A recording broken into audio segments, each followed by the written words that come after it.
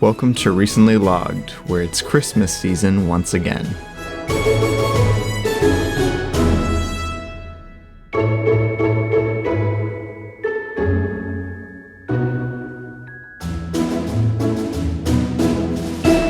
Hello. Or apparently, alternatively, we hate kids was going to be the intro or something like that. No, it was, if you remember the line from the movie we're talking about this week, the elves start going on about how the children don't matter when child doesn't matter. Yeah, so Robbie thinks children don't matter, I think is what we're saying. I thought it would be a fun, comedic way to open the podcast, but we went with something generic and festive instead. So I don't know what to say. Robbie hates children. That's confirmed. I think Arthur Christmas hates children. The character Arthur Christmas hates children. I thought that was the entire point, that he liked children. No, I'm saying some of the characters in the film Arthur Christmas don't care as much about children as other characters. I think you need to get your story straight here, Robbie. Oh my goodness. But anyway, my name is Robbie. And I'm Micah. And we're here on Recently Logged, and we're talking about a movie. A Christmas movie. A Christmassy movie. If you can't tell from the name, from our intro. Right. From everything. But yeah, we're talking about Arthur Christmas, which, for those who are unaware, we're going to give you some details about it.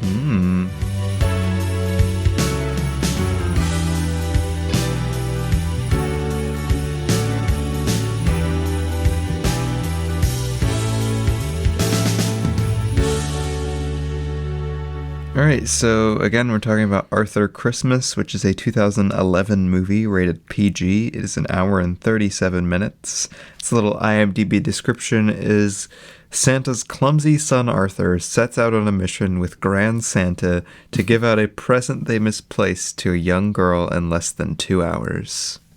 Yeah. Specifically, say on Christmas? Because it's just like in less... No, it doesn't. Specifically, like on Christmas morning. Yeah, it's not Christmas like they're just doing it in 2 hours. It wasn't like just a random challenge. The cast features James McAvoy. So weird. Jim Broadbent. Nice. Bill... I never know how to pronounce his name. Nye? I don't know. I think so. That sounds correct. Hugh Laurie, which I always find very weird that he voices Steve, because that's not what I picture when I picture Steve's voice. I don't know.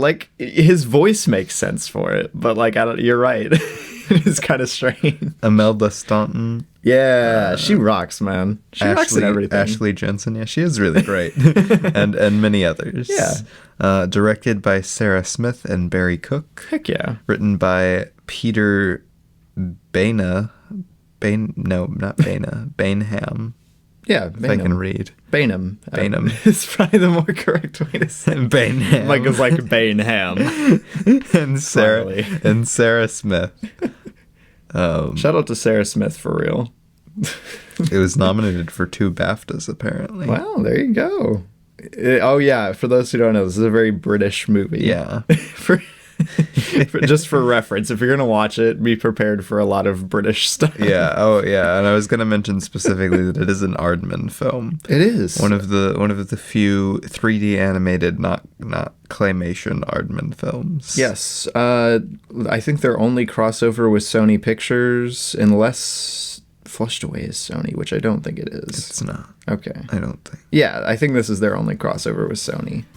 So no, they did the Pirates. Oh, Pirates! Quite right. Bad movie. Yeah, not as good as this, but we'll cover it some other time. I don't know. Aardman is a strange studio, really, at the end of the day. But more on that in our next segment, because we're going to be talking about the quality of the picture. The quality of the picture. Yes.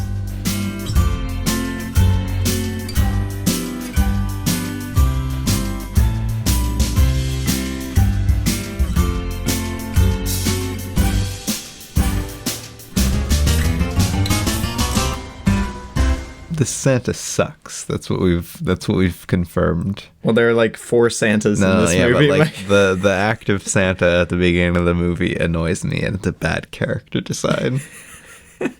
I was just talking about it. We were just talking about this. What is it? Are you Arthur? Is Arthur my son?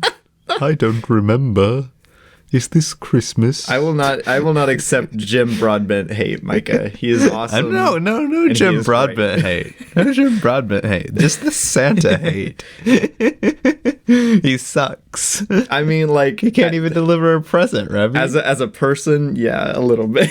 He's the worst. But the character design is like oddly off-putting. I don't know. Yeah, I don't know. I don't like the character design. The animation in general looks real weird in this. Yeah, I was gonna mention that. Because like the animation, like if this did not have such an outstanding screenplay, I would be like, this is crap. No, the banner for the film, I'm like, wow, that looks like a terrible film. No, and I know it's just because it was 2011. Like, honestly, compared to other 2011 films, it doesn't even look that bad. Let's fact check that. But, like, I don't know, man.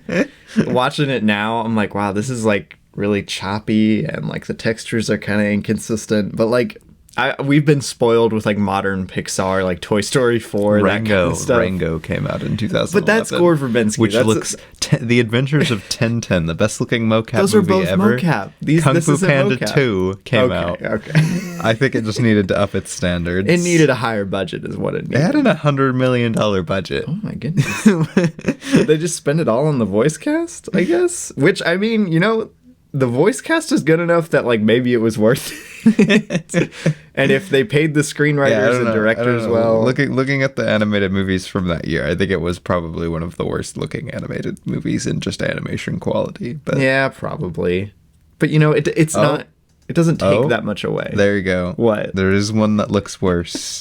Is it like a real movie? Mars Needs Moms came out in 2011. No, why are there so many mocap movies produced by Disney. Produced by Disney. Why there's so many mocap movies? So if Disney can't do it, even though they did it with, you know, 2 other movies that looked really good, it's fine. Wow. There we go. I've proved that Arthur Christmas is not the worst looking 2011 animated movie. Well, Micah, besides its somewhat poorly aged and kind of bad animation, what do you think of Arthur Christmas? What do I think of Arthur Christmas? What do you think of it? I think Arthur Christmas is a really, really fun movie. I think it surprisingly pulls off everything that it's trying to do, like, because it's an odd movie in concept. Strange film. But not only does it pull off this kind of goofy concept, like Prep and Landing style goofy concept with some really like surprising emotional resonance and weight. But it's also really like entertaining and well paced and like funny. So right. I don't know what to say. You don't expect it when you go into Arthur Christmas, but both the times that I've liked it, I've pretty much just been like either enjoying myself or laughing all the way through the movie. There you go. So solid picture. It's a solid flick, I dare say. I give it a 4 out of 5. Nice, very nice, very nice. In my opinion, Arthur Christmas is kind of astoundingly good. Like, I don't know. I don't think it should be as good as it is. But it's really, really well written. Like, all of the character writing in this is fantastic. Like, all of the characters feel so like real and, you know, like flawed, and the dynamics work so well. It's a really well written movie. It's surprisingly well paced. They gave it a good like narrative momentum. The British humor in this, like in contrast to most of the American kids comedies that you see, it's so funny. Like it adds just enough edge to be like, it gives it a nice personality. I like it. I don't know if you'd call this just inherently British humor. No, not all of it. It is very different from most American humor. Yeah, you can't chalk up all of the comedic beats in this, and it's, you know, it's a pretty well written comedy. You can't chalk it all up to just it was a British movie. Like, obviously it has really clever joke writing and stuff, so like it's not all British stuff. As Shafrillis put in his review, it's the only kids movie that mentions the Cuban Missile Crisis, which is insane. That is the kind of movie. Arthur Christmas is the kind of movie where they would mention the Cuban Missile Crisis. But yeah, no, it's really funny. It's really well written, and is surprisingly emotionally resonant. It's a great film. That's exactly what I said. I will say something you didn't mention. He's just stealing words out of my mouth. Something you didn't mention. He could have worded it differently. Was how intricately thought through a lot of the systems in this movie are, because that's something that really stuck out to me. What do you mean by that? I don't know. Like you mentioned prep and landing. Prep and landing, like the whole thing is like, oh, the elves, they're prepping and they're landing, you know. And it shows the kind of methodical process leading up to that. This does a good job of like doing that same thing in a different form, you know. I don't know, like the opening sequence. If you say so. The opening sequence where they're delivering all the presents. I feel many. Like both this and prep and landing are kind of flimsy in their concept. There's a really fun attention to detail in a lot of those sequences, and that's something I appreciated. I don't know. There you go. But yeah, I also gave it a 4 out of 5. I think it's pretty great. It's pretty great. Pretty great. solid movie. Solid flick. Well, do you have a question for us? Do you have a question to get us into the rest of the discussion? I didn't have one on lock. I could probably. Oh, you didn't have one on lock? Come on, that's amateur. How many years have you been doing this podcast? I think 3 years, something like that. 4 years, probably. Okay, what did you think, since we kind of already half mentioned it, what did you think of the like elf stuff, the actual Santa Claus system that is present in this movie? Because I think it's a very cool thing. I think it's a pretty background thing. I don't think it matters much in the movie overall. But I think what they have there is pretty satisfying. I don't know. It's not my favorite thing in the world. Like, it doesn't give the vibe that I really want from like even prep and landing. I like the vibe that it gives across for some reason more than this. Well, it's more focused. Well, it is focused on the elves. It's not focused on Santa like this is. Well, yeah, I'm just saying, like, I don't know. It's weird to me still, the whole like the camouflage, and then like the thousands and thousands of elves descending upon a city. They got like 1,000 elves, thousands of elves. They're just dropping down. I don't know. I really like it. It bothers me that the Santa sucks so much and he can't deliver a single freaking present. But yeah, I don't know. I wish there was a little bit more focus on like what the elves are up to, because like we see all these different things and we see all the computers and they're tracking all the different deliveries. It's not about them. And whatever. The elves, like the one elf we get, what's her face, that's one of the main characters, she's pretty fun, but even she feels like she just doesn't have much to do. Like, I feel like the elves in this and all of that stuff feels kind of pointless in this movie. They just don't have much to do, so it seems like a lot of like flashiness but without much point to it. Well, I see it more as, you know, just kind of window dressing for, well, obviously fun, just fun sequences to throw in. I'm just saying, it's like, it never gives me like, I'm not criticizing it in any way. I'm just saying it doesn't inherently, like, I don't look at it as being any like of value that much in the movie. I don't know. I think it gives it some personality and fun. Like, I don't know. It gives it a fun energy that wouldn't be there otherwise. Well, yeah, you still need you need it there. I'm just saying, like, it's weird. Like, it gives a weird vibe to me. Okay. You know? I mean, fair enough. I just wanted to praise how, like, well shot and well edited those sequences are, because they're really fun. Oh, yeah. I think they're fun, and I really like a lot of the visual comedic bits that are in them too. But they're all so British, Ravi. They're so British. They're very British. Thinking they're about to be prep and landing, and then they're like, "Oi, oi, you got the present for me. You got a present in it. Put under the tree." That's basically the whole thing. We know British people for real, because, you know, we got Luke. He's been on the podcast. Good friend of the podcast. Oh my goodness. But no, it's, I don't know. The elves entirely, like, throughout the entire movie, give me a weird vibe, and like the whole like Santa Christmas meltdown thing, it's not a bad vibe by any means, but I always feel like it's just weird for the movie. Like, I don't know. It's like they're like the Minions almost. That's the vibe that they give across to me. But the main like elf, I think her name's Bryony, something like that. Something like that. Something no, British. I like her. I was about to say, she's given a real character, and she acts as a good foil for Arthur throughout the story. I really like her. It's the mass majority of the You're elves. saying all the other elves? Like, I'm saying, like, the elf populace, how they are used on a mass in the movie. They just make me think of the Minions. That's the vibe they give me. I love Ernie, though. Ernie rocks. I don't know who that is. Ernie's the really old elf with the typewriter thing. Oh, I was just... What is that bit? The Ernie. Oh, man. What is that from? I'll remember it later. I don't know. Oh, it's from Freebirds, isn't it? No. No? No. Yes. No, that is not what it's from. There is a character called Ernie in that, but that is not what this is. It doesn't matter. This is something more ancient. Go on. Keep talking. Okay, what do you think of the vocal cast? I mentioned how much I enjoyed the more the vocal A-list cast. vocal the cast. vocal cast. I don't know. Is Can great. you call us an A-list vocal cast? I guess so. Yeah. I mean, from a British standpoint.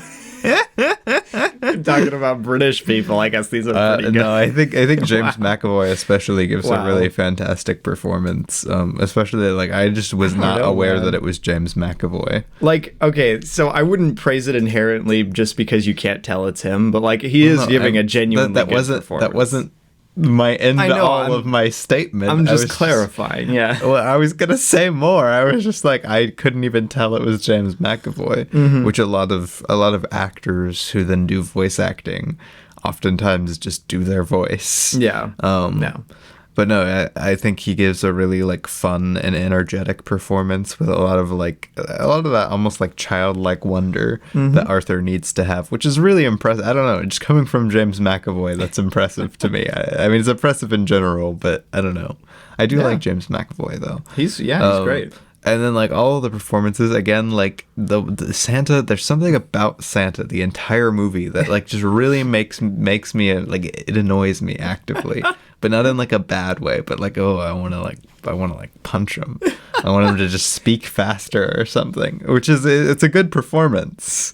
It's a really good performance. Micah, you literally the characters in the movie are just trying to get words from their father that they never get to hear, and you are saying I know. I'm saying it's a good performance. It's funny, but he sucks. And I like Steve and Grand Santa's like those two performances quite a bit. They're really colorful, and like each of the different performances kind of brings a different aspect and a different energy. And even why did I just lose her name? Who? Bryony? No. Miss Santa? Mrs. Claus. Mrs. Claus. Her performance is really like, I don't know, it's really fun. I enjoyed her like flavorings onto the movie. Right. So I think the vocal cast is all killing it. Yeah, absolutely. I just wanted to praise how great they all are. Anytime Bill Nighy, I don't know, I assume that's how you say his name, is like doing his thing, it's so much fun. He's literally, I think, maybe the standout performance in this movie for me. It's tripping me out. By Hugh Laurie, he keeps looking like Bill Mendelsohn. I think it's Ben Mendelsohn. Oh, Ben Mendelsohn. Who's Bill Mendelsohn? There's no Bill Mendelsohn. I've created a fictional actor who looks like Hugh Laurie. That's funny. But yeah, just a side note. That's all. But yeah, James McAvoy, man. I don't know what he was doing in this, but it was working. So what do you think? What do you think of like the progression of the plot? The kind of almost weird, like they're constantly, once the plot gets going, constantly chasing that goal and just going off on like different things that keep on not working. Yeah, the structure of this is kind of strange if you think about it, because like it opens up with, you know, like all of them delivering all the gifts on Christmas Eve night. And then, like, the real jumping off point is the undelivered present and them leaving the North Pole. And then they just kind of, like, fall around everywhere until the end. No, that's what I'm saying. Yeah, like, they're just, like and even the other people eventually, like, they're just like, what's going on? And then they're like, huh? And then they're like, what? And then they join it. Right. No, but I mean, it's very strange. All of the actual beats throughout the rest of the movie are all like character beats, which is very strange. Instead of like mostly, like there are plot beats, obviously. But like the way the movie progresses is very strange. Well, it's very unusual for especially a quote unquote kids movie to be so character driven like this. That's pretty much the whole movie in this. And 90% of this is like not really much happening, but a bunch of character beats because the characters are like really, really good, and their different goals and conflicts and relationships are really compelling to watch through this. Absolutely, yeah. And like it makes Arthur such an endearing character, especially being that like all of the other characters have something that makes them like kind of annoying. Right. No, see that's what I love so much about Arthur Christmas is all the characters they're all flawed in some way. Yeah. It makes it feel very real. Even Arthur. Which is very even Arthur. Who for some reason is idolizing the worst Santa Claus known to man. Right. I think he might have had better luck idolizing Grand Santa. Right. Oh, man. Dude, I can't, like, oh, hello. Hello. What's going on over here? It's just Kevin from 3-2-1 Penguins, but annoying. It's funny. I thought you were doing Mr. Frog from Smiling Friends. Exactly. It's the same voice. It's that voice that haunts my nightmares. Wow. But yeah, no, it's the actual structure of the story is, I think, very good because the character beat momentum, like the way that the stakes keep raising character-wise, because like you have the eventual betrayal of Arthur near the end of the second act and like fall from grace. I don't know.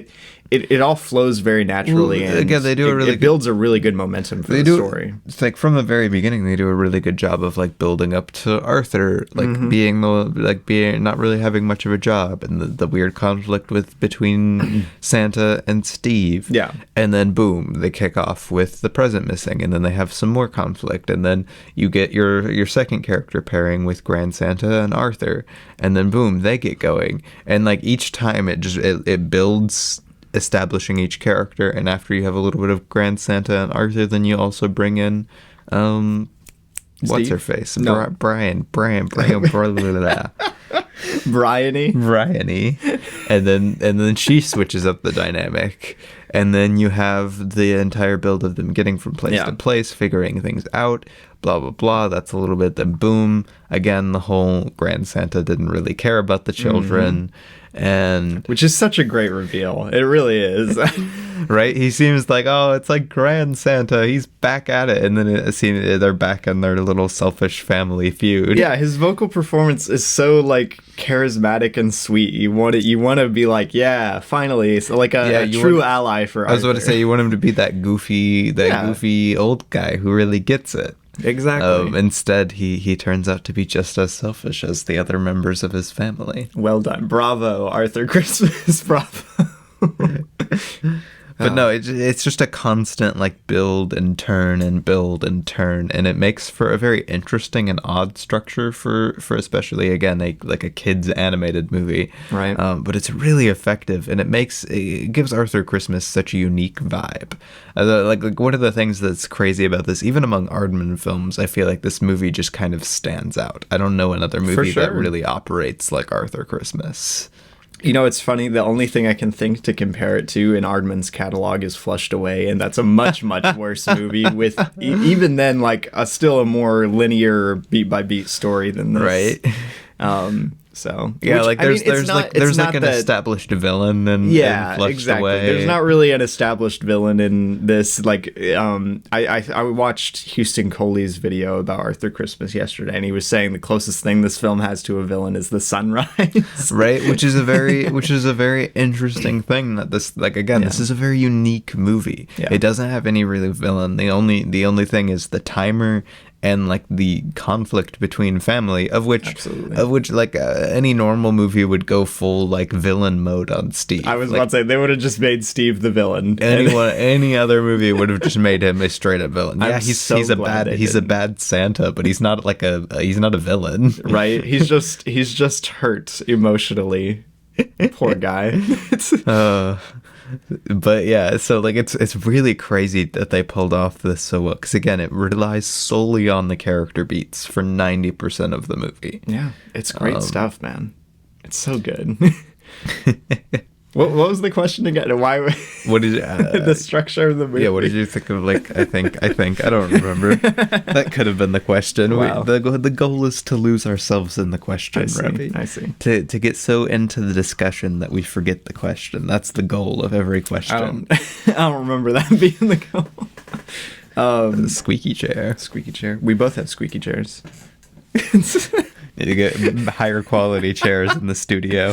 I think we have $20 in revenue now. $20 in podcast revenue, which is quite a bit for a podcast our size, but it is not enough to buy a chair. Depending on the chairs. We'll buy like a super cheap couch or something. That could work. Head over to Goodwill, get the studio couch. I don't know if I want to buy a couch. Oh no. But yeah, Arthur Christmas, Micah.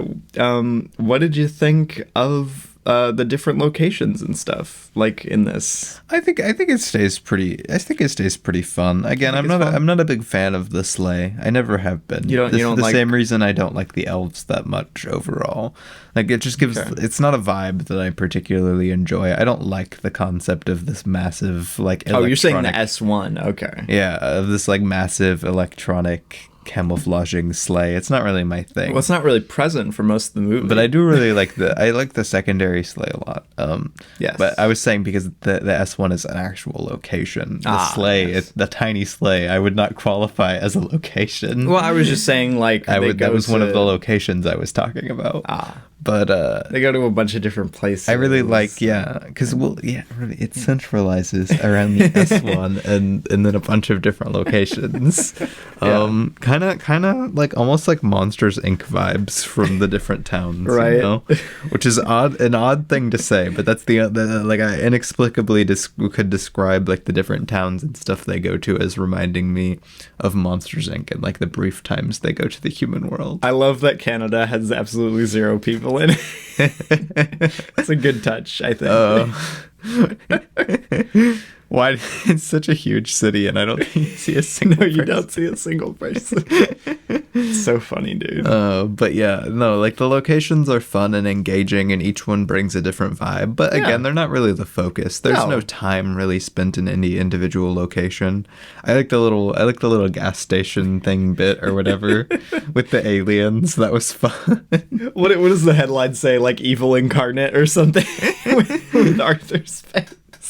That, I swear. Yeah, I don't think the locations really bring, like, I think the way, like for what they're in there for, they bring a unique and interesting thing, but they don't really bring much overall. No. What do you think as a kind of build off of that? Yeah. This is a good thing to bring up, I think. What do you think of the whole, oh no, they're gonna catch us Christmas, blah, blah, blah. It's just like the bite of 87 or something like that. Oh my goodness. Yeah, what do you think of the whole, like, the government finding them kind of thing? I think not only is it a good way to raise the stakes, I also think it's a really funny bit. Okay. Like all of the bureaucracy and stuff. Yeah, because like, I think that's about like the layer of stuff that it brings is like really, really funny bits and also a good way to up the stakes towards the end. It raises the stakes from an external level where it's not only character stakes, which like the movie's not afraid to just do character stakes like in the beginning.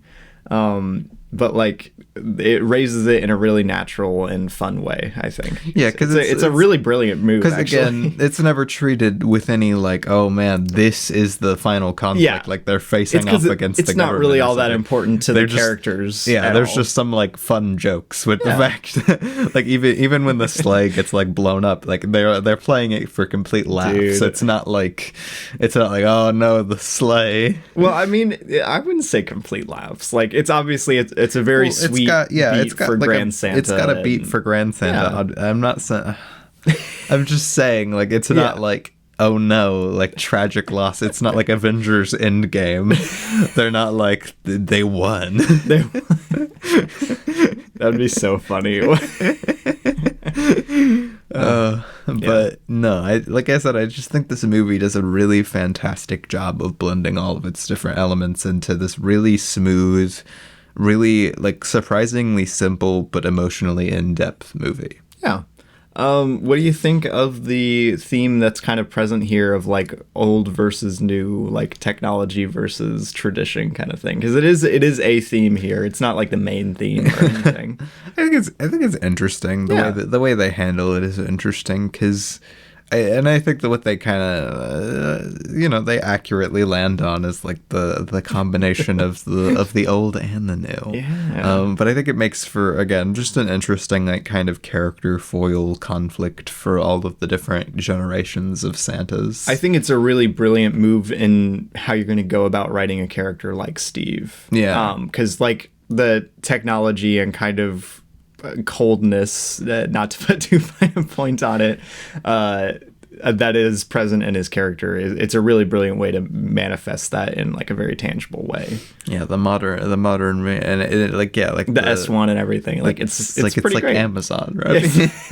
Like, they don't care about your kids, but they are going to get you your presents fast. It's funny. I love that they go to the wrong city twice. Right. That's a great bit. They both go to the wrong... Dude. That's a great bit. The Chihuahua with the eye slippers, like that might be like the best bit in the whole movie, I think. I don't know about that. It's so funny, dude.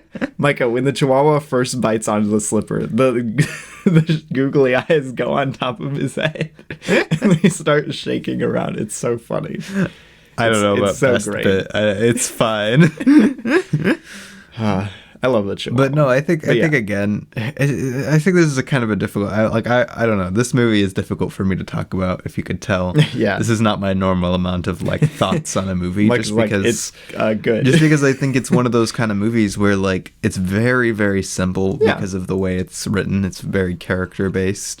But like, the character stuff isn't like so in depth to talk about it that much. It's very simple, but again, satisfying. Yeah. And everything does a really fantastic job. Like almost every element does a really fantastic job of just tying in to making that engaging, simple, funny, and like, it drives down. Absolutely.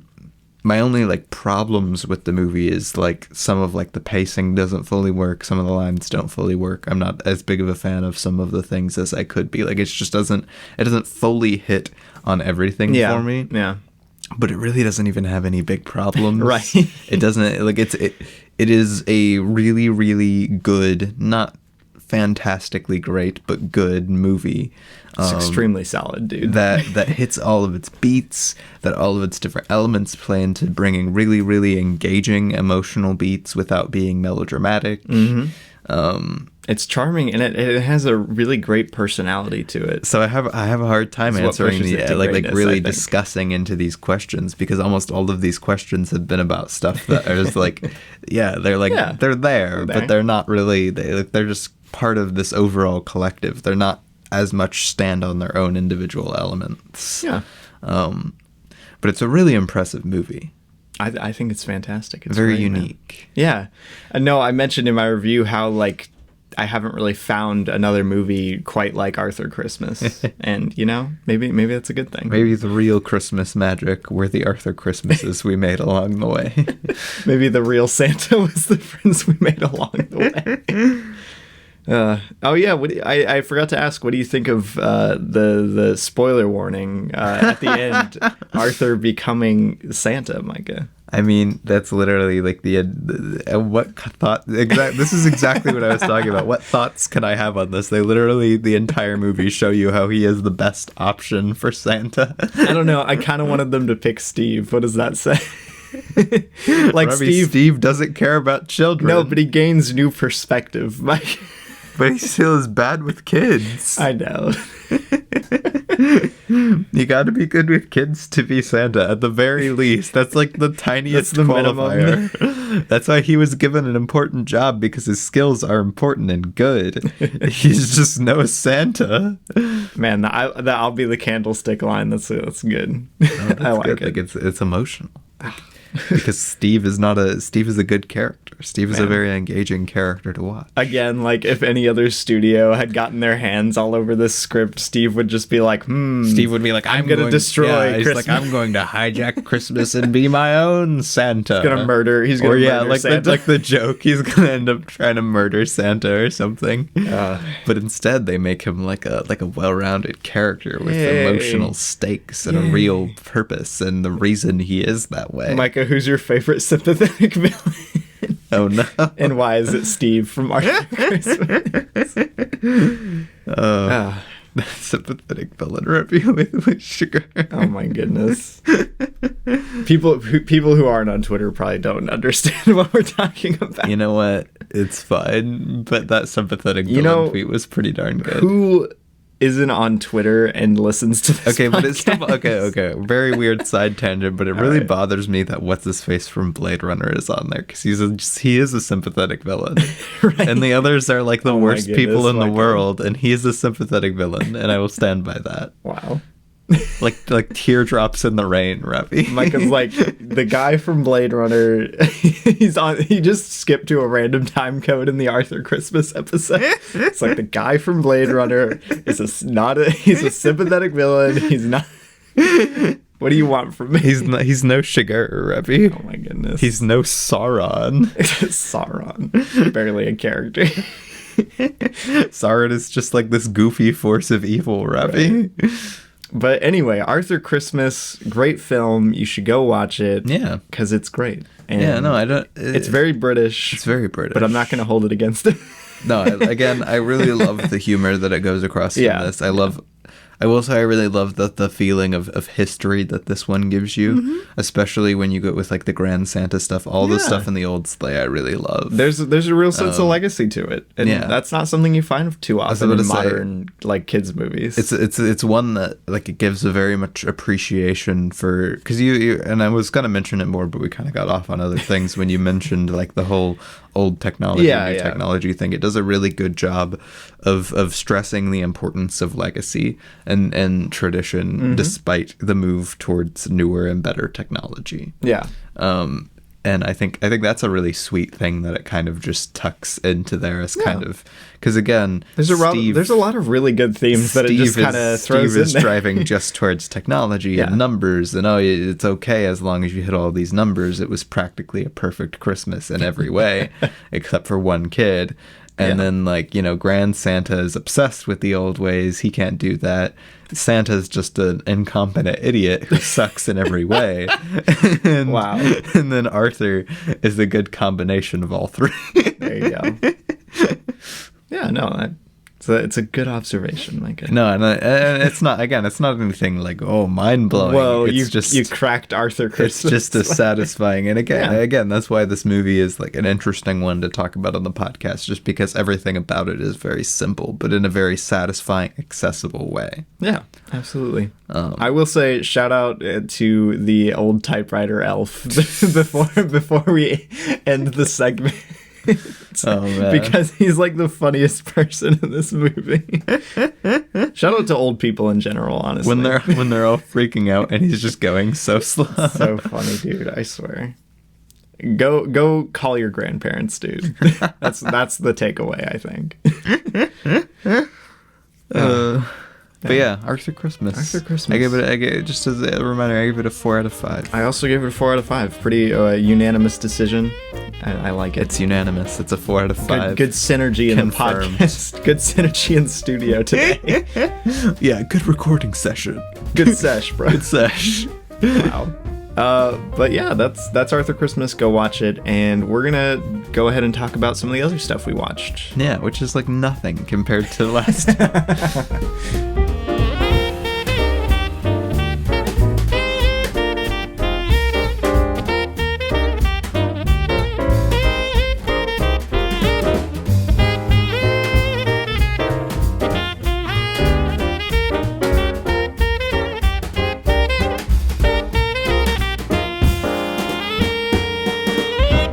So, Ravi, what is the What We Watched segment? Well, for the uninitiated, What We Watched segment is a segment we do at the end of, I think, every episode we do. where we briefly discuss all of the films that we logged on our Letterboxd diaries over the past whatever period, usually a week since we recorded our last episode. And this time we are going from, I'm trying to remember what we did last week. Grand Budapest. So I guess the 29th onward, roughly. 28th. That's what I said. We talked about both of those. Yeah. But yeah, let's talk about it, Mike. I only have like 5 movies. Just in case we didn't talk about it, I watched like nothing. But just in case we did, we watched Freebirds and The Northman after. I didn't watch Freebirds. I watched Robbie Hates The Northman. I watched Cha Cha Real Smooth and then The Northman is the greatest movie of all time, and Robbie's like, I hate The Northman. Shout out to Cha Cha Real Smooth if I didn't last episode, because it's very good, and I don't know. He witnessed the rise of The Northman. I witnessed and was like mid. No, I did not say mid. I think it's one of the best of the year. It's great. It's fantastic. I loved it. It just wasn't totally my thing, which, more power to it. It doesn't have to be my thing. But I gave The Northman a 4 out of 5. I gave The Northman a 5 out of 5. I don't know. I don't think you watched anything before the second, did you? No, I watched something on the first. I thought you watched something on the first. Sorry. But on the 1st of December, I watched Falling for Christmas. A Netflix original with Lindsay Lohan for the first time in a decade. I very much want to see that. With off-brand Nakey Jakey. He doesn't look that much. It could have like been Nakey him, but Jakey. it should have been him. He had kind of the right energy for it, honestly. Get Nakey Jakey in a rom-com right away, please. Well, like look at him like bundled up. Right. It looks like Jakey. Little Jakiness. I like it. Unfortunately, the guy's name is Cord Overstreet. What? That's his actual name. That is his name. Cord Overstreet? Cord Paul Overstreet. Wow. That is his real name. I mean, kind of a metal name. I can't even. Falling for Christmas was not very good, as I imagined it would not be. Lindsay Lohan is giving a really weird performance in this. I don't know what's up with her performance in this. I was really happy, because I really like Lindsay Lohan. I always have. Lindsay Lohan, yeah. And I was really excited to see her acting again. I hope she's doing well. I put that as my review. I hope she's just having a good time. I hope she's doing okay. She went through a lot within the 2000s. That's an now. Understatement, man. So I hope she's doing a-okay.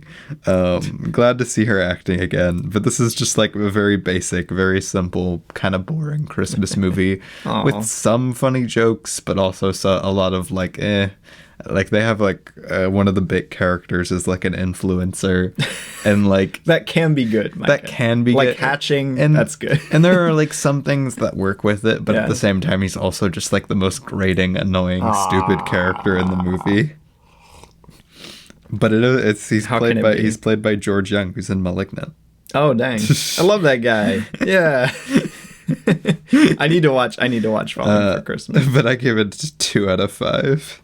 Darn. Well, on the second, I guess it was really late on the first. I watched Causeway, which, for those who don't know, it's the Apple TV Plus original starring Jennifer Lawrence. I think those are the only 2 things people would probably know it for. But it was very good. I actually really, really loved it. It's an A24 movie also. And I don't know, it reminded me a lot. It reminded me a lot of Last Black Man in San Francisco, which is a very good movie. It's like The Last White Girl in New Orleans or something. I think is what it should have been called. But it's very good. I think that's an inaccurate statement. It has I don't know, it's very minimal, very gripping atmosphere, very good character writing. It's got such a great emotional authenticity to it, and I loved it. I gave it a 5 out of 5. It's got great emotional authenticity. It does. What do you know? Yeah, if you have Apple TV Plus, go watch Causeway. It's a great film. I love it. Then later that day, we watched the greatest movie ever made, probably. Probably. Little Women. Greta Gerwig's Little Women. My goodness. My Little Women. My Little Women. We watched it with my mom. She had never seen it. To my chagrin, and we finally watched it, and she's kind of mid.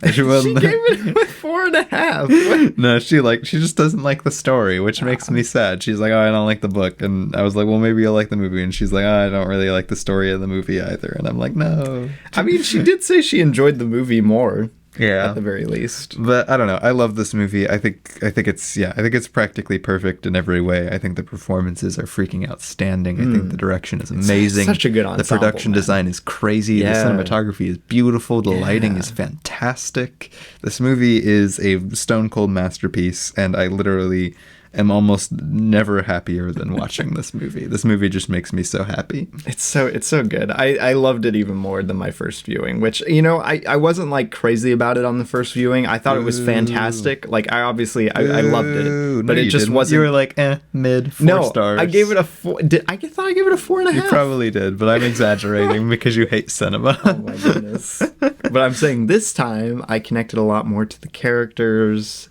and I loved it. I don't know. It affected me a lot more emotionally this time. So. Yeah, well, I cried like 3 times. So I realized how much Amy is just like me.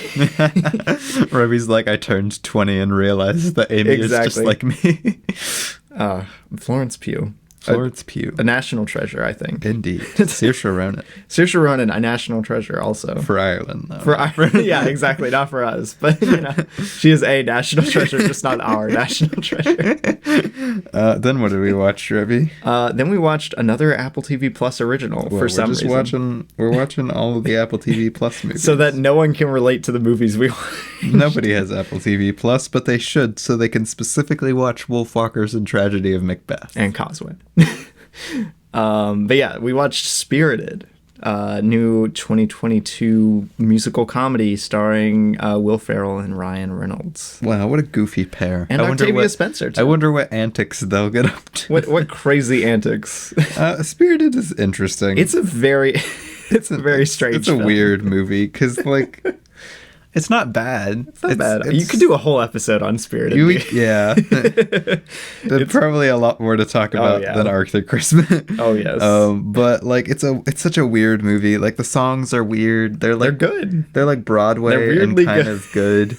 But at the same time, they're kind of weird, and the lyricism is odd in them. It's strange, and the plot is weird, and, like, it's just an odd movie. Like, it kind of feels like it's going for that like classic, like almost again a Christmas Carol modern take kind of thing, because that's kind of what it's doing. In my mind, this is literally like if you were to make Scrooged in 2022. Yeah, I was about to say exactly what it would be. It's like Scrooged, but like modern. Yeah. And it's got a very weird vibe, and Ryan Reynolds' character is weird, and Will Ferrell's weirdly cast here. Right. He's not bad, but like it's just a weird cast. I don't know. It's all in all weird vibes, surprisingly Broadway sensibilities for a lot of the things. Dude, like they're constantly like playing around with the sets and stuff. You like could it's adapt a Broadway play. You could adapt it so easily into a Broadway like musical that I'm convinced it was written as a Broadway musical and they just adapted it into a screenplay. Right. We were talking about like because we watched this with like the whole family. Yeah. And we were talking about like why it wasn't a Broadway play, and I was like, probably just because it's so expensive to get, probably budget, and hard to get people to watch plays anymore. Right. What's up with that? It's because people are so poor, Mike. We'll make musicals cheaper. Simply make them cheaper. Hey, there's an idea. They're very expensive productions. See, the problem is, Revy. The problem is not enough people are going to see them, so they have to be more expensive. Yep. Because movies to even make their money. Movies are often spent with either a close cost or a little bit more. I mean, I understand how the economy works to some degree. But everyone's going and watching movies. Yeah. And maybe let's bring up that old Sarah's Ed video about how if they streamed more musicals, publicly available, then maybe crazy thought that people would be more interested in spending money to go see them, and you could finally get a lot of new people into them, and they could bring down the prices and bring back the theater. Micah just wants to revive the theater. That's the takeaway. I want to revive the theater. That's the takeaway. But yeah, it's a fine movie. It kind of like laughably simplifies not Nightmare Before Christmas, Christmas Carol. Yes, with weird Hudsucker vibes. I like the Hudsucker vibes to a degree, but it kind of like feels cheap. I don't know. No, there's a lot of very like cheap humor, weird like. But like it's not all bad. It's not bad. It's just weird. It's a weird movie. Strange movie. I like Ryan Reynolds' jacket. You just want the Santa costume that Ryan Reynolds has. No, just the jacket. Just the jacket. Yeah, make some minor modifications and it wouldn't be. Get rid of that poof and the belt, and it would just be a cool jacket. There you go. But yeah, solid camera work. I gave it a 3 out of 5. I also gave it a 3 out of 5. Very strange film. And that was it. That's all I watched. I watched nothing. I played God of War Ragnarok for like 9 hours this week. Cool. I watched one other thing besides Arthur Christmas on the 4th with Kate Bosworth and Emil Hirsch. Kate Bosworth, huh? Yeah. From Barbarian. She's quite good in that too. And so Emil Hirsch, speed racer himself. I think this is like the second time I've ever seen one of his films. So it was that he was the main reason I watched it. Cool concept film, I guess. It's called The Immaculate Room. It's about these two people who are locked in a room together. Is it an immaculate room? I mean, it's like all white, so I guess that's why it's called The Immaculate Room. But like they're locked in this room together for like 50 days, and they get $5 million if they like both stay in the room because they have the option to leave at any time. And it's very, I don't know. They have like food? Yeah, no, they get food. They got like shower, bathroom, bed. You know, I mean, they're a couple, so like they're living together. But the whole thing is like that doesn't seem so bad. Their past traumas make it to where they become more and more volatile as the film goes on. And well, that sounds unpleasant. I don't know. I wanted to love it a lot more than I did because it seems like something I would try and make. If I ever get to work with Emil Hirsch, I will be very happy. But like I don't know, it kind of falls a little flat. It's too underwritten. They tried to be a bit. They tried to use like showy experimental stuff to fill in the screenplay gaps, and it doesn't work. That's really its weakest point. But like, you know, I didn't hate it. It was kind of fun. The twists and turns were somewhat unexpected. I liked it, you know. It wasn't great, but I liked it. I gave it a 3 out of 5. Nice time, I think. But yeah, that's what we watched. That's what we watched. That's the films. Also, it let me log the Always Sunny Christmas special earlier, but they've already deleted it from Letterboxd, and I'm a little sad. But that was also very good. I've been watching a lot of It's Always Sunny in Philadelphia lately. Also shout out to God of War Ragnarok, which has been one of my favorite games at this point. Like, it's really fantastic. Mike is like, I'm not watching movies. I'm watching God of War Ragnarok.